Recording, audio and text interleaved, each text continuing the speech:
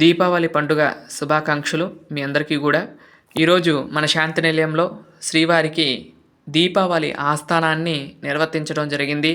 ముందుగా మూలమూర్తి అయిన శ్రీ వెంకటేశ్వర స్వామి వారికి నూతన వస్త్ర సమర్పణ, అలాగే స్వామివారికి మంగళహారతి ఇవన్నీ కూడా గావించి, ఆ తర్వాత ఉత్సవమూర్తులకు అలంకరించే వస్త్రాలను స్వామివారికి తాకించి, స్వామివారి నుండి అనుమతి తీసుకుని అక్కడ నుండి బయలుదేరి మనం అక్కడ ప్రత్యేక పీఠం మీద వేంచేపు చేసుకున్న స్వామివార్లను శ్రీదేవి భూదేవి సమేత శ్రీ వెంకటేశ్వర స్వామివారిను సర్వభూపాల వాహనం మీద అధిష్ఠించి స్వామివారి యొక్క గర్భాలయం ముందు వేంచేపు చేసుకుని తర్వాత స్వామివారికి విశేషమైన కార్యక్రమాలు చేయటం జరిగింది. అలాగే తిరుమలలో ఏ విధంగా జరుగుతుందంటే కనుక ముందుగా శ్రీవారికి సుప్రభాతము, తోమాల, అర్చన ఇవన్నీ కూడా యథావిధిగా జరుగుతాయి. అవన్నీ కూడా పూర్తయిన తర్వాత స్వామివారిని మేళ తాళాలతో బంగారు వాకిలి దగ్గర ఉన్న సర్వభూపాల వాహనం మీద శ్రీదేవి భూదేవి సమేత మలయప్ప స్వామివారిని వేంచేపు చేసి స్వామివారికి ఆస్థానం నిర్వర్తించడం జరుగుతుంది.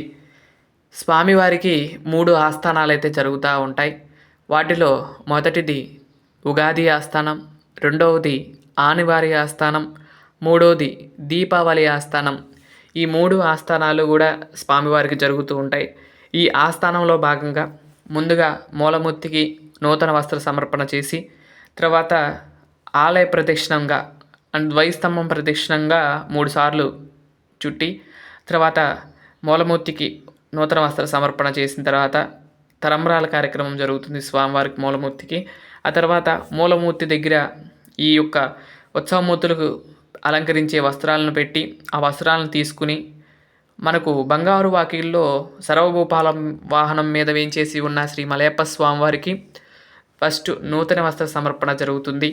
ఆ తర్వాత స్వామివారికి తలంబ్రాల కార్యక్రమం జరుగుతుంది. ఆ తర్వాత స్వామివారికి ధూపదీప నైవేద్యాలన్నీ కూడా సమర్పించడం జరుగుతుంది. ఆ తర్వాత స్వామివారికి తిథి వార నక్షత్రాలు వినిపించడం జరుగుతుంది. ఆ తర్వాత స్వామివారికి రూపాయి హారతి అనేది ప్రత్యేకంగా ఇస్తూ ఉంటారు. ఈ రూపాయి హారతి ఎందుకు ఇస్తారంటే కనుక మనకు పూర్వకాలంలో స్వామివారి యొక్క లెక్కలు రాసేది పుస్తకాల్లో రాసేవాళ్ళు. 6 నెలలకో ఒక పుస్తకాన్ని అయితే మార్చేవాళ్ళు. ఆ యొక్క మార్చే రోజునే ఈ యొక్క ఆనివారి ఆస్థానంగా జరుగుతూ ఉంటుంది. తర్వాత ఉగాది ఆస్థానం అలానే జరుగుతుంది. తర్వాత దీపావళి ఆస్థానం కూడా 3 పుస్తకాలుగా పెడతారు. సంవత్సరానికి 3 పుస్తకాలలాగా పెడతారు. అలాగే స్వామివారికి అప్పుడు దాకా వచ్చిన లెక్కలన్నీ కూడా ముందు వచ్చే లెక్కలన్నీ కూడా వినిపిస్తూ ఉంటారు. ఆ యొక్క ప్రతిరోజు కూడా స్వామివారికి కొలువు సేవ జరుగుతుంది, కొలువు శ్రీనివాస స్వామివారికి. కానీ ఈ ఒక్కరోజు మాత్రం సర్వభూపాల వాహనం మీద శ్రీదేవి భూదేవి సమేత మలయప్ప స్వామివారికి కొలువు కార్యక్రమం అయితే చేస్తారు.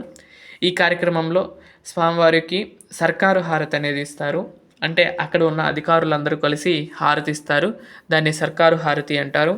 హారతి పూర్తయిన తర్వాత స్వామివారికి ఆ యొక్క తాళాలను స్వామివారికి సమర్పించడం జరుగుతుంది. ఆ తర్వాత స్వామివారికి ఆ రూపాయి ఫస్ట్ ఎవరైతే అక్కడ ఉన్న వాళ్ళల్లో కలెక్ట్ చేసి మనీ కలెక్ట్ చేసి ఇస్తారు. దాన్ని రూపాయి హారతి అంటారు. ఆ రూపాయి పెట్టి హారతి ఇస్తారు. ఆ తర్వాత ఒక అర్చకులు వారు ఏం చేస్తారంటే కనుక బంగారుపు గిన్నె తీసుకుని అక్కడ వచ్చిన వాళ్ళందరి దగ్గర కూడా ఆ యొక్క దక్షిణను కలెక్ట్ చేస్తారు.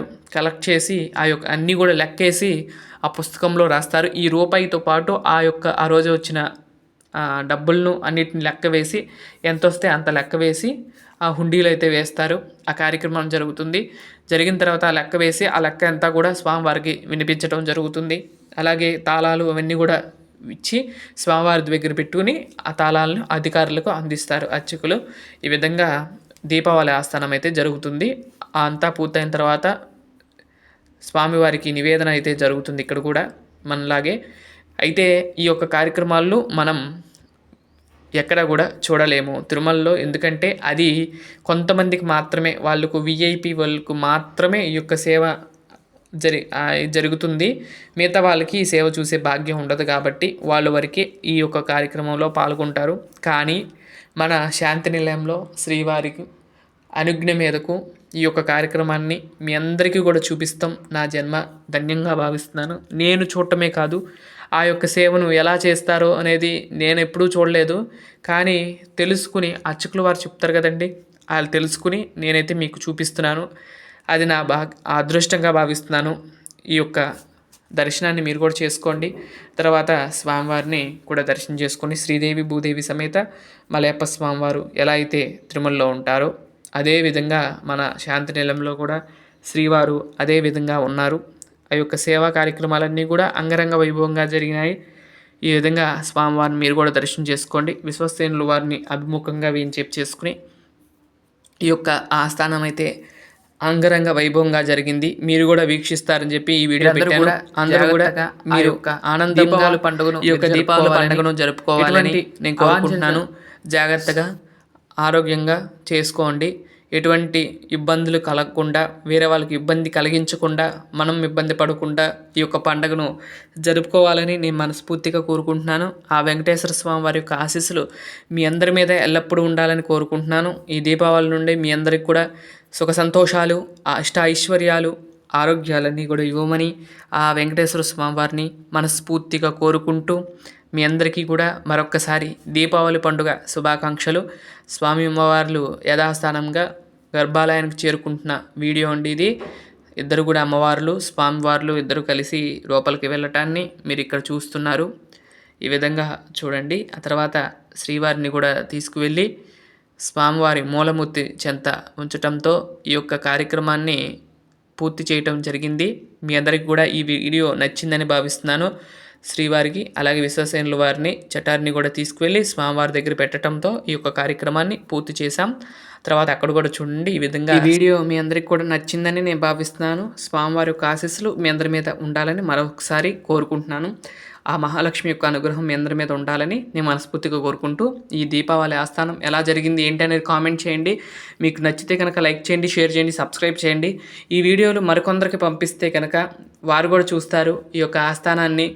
వారు కూడా వారి యొక్క జన్మ ధన్యం అవుతుందని నేను కోరుకుంటూ ఎవరికైతే మీరు పంపించాలనుకున్నారో వారందరికీ కూడా ఈ వీడియో పంపించి ఆ స్వామివారి యొక్క ఆశీస్సులు వారికి కూడా అందించాలని నేను మనస్ఫూర్తిగా కోరుకుంటూ స్వామివారి యొక్క కార్యక్రమాన్ని ఇంతటితో ముగిస్తున్నాను. మరొక మంచి వీడియోతో రేపటి వీడియోలో కలుస్తాను.